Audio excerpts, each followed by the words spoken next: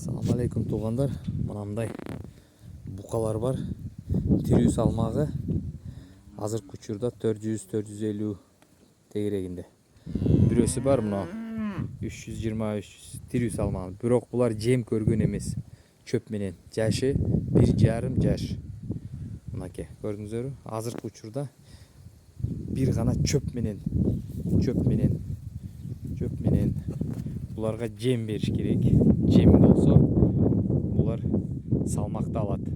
Жалпы 9 баш бар. Азыр дагы көрсөтөм. Булар боуда турган эмес, ноктосу жок.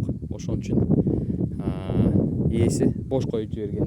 Бул жерде ноктосу менен мына жерде момдайлар бар. Булар жем жебей, бир жерде байланып турат, чөп эле жеп. Жем жеген эмес, достор. Булар жем жеген эмес. Бош жүргөн менен и байланып тургандардын айырмасын көрүңүздөр. Чөп менен эле ошончо. Мунун салмагы 500 тегерегинде кенен чыгат. Тирүү салмагы да 500 кг тегерегинде чыгат, достор. Кенен. Мына 9 баш. Достор, дагы 9 баш бар. Ошондо жалпы 18 баш. Бир фурага батат. Мына жан баштары мындай. Бул жем жеген эмес дагы. Мына көрүңүздөр. Жем жей турган местасы да жок. Только чөп менен.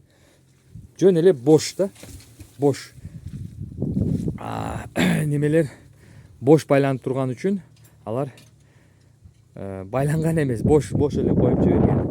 Алар ошон үчүн бир аз арыгыраак. Бирок аны жемге сала турган. Мода жемге салыш керек. Булар эгерде жем жесе дагы семирет. Карасаңыздар, мынакей, достор. Жалпы 90 миңден сиздер үчүн 90 миңден жалпы тоголок.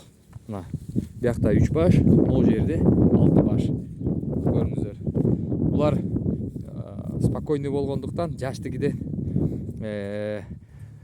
ноктосу салынган болгондуктан жөнтүрүп берет. Могулардын ноктосу жок, бош коюп жиберишет. Эптегенге адам жок. Достор, кимге кызыктуу болсо, полторашка дегендер, мына полторашка букалар даяр. Буларды жемге саласыздар, болду. Мына бош жүргөн менен, анан байланып турган менен айырмасын көрүңүздөр. Бир аз эле айырмасы бар. Тирүү салмактары 400 кг өдө.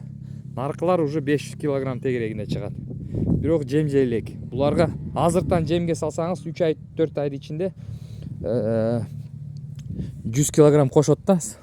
Букалар орто.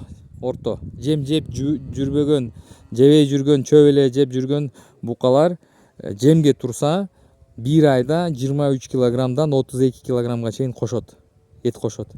Эң жаманы 23. Жемге откузсаңыздар. Ошондо 4 айда 100 кг орто кошулат ар бирине. 90 миңден тоголок, достор.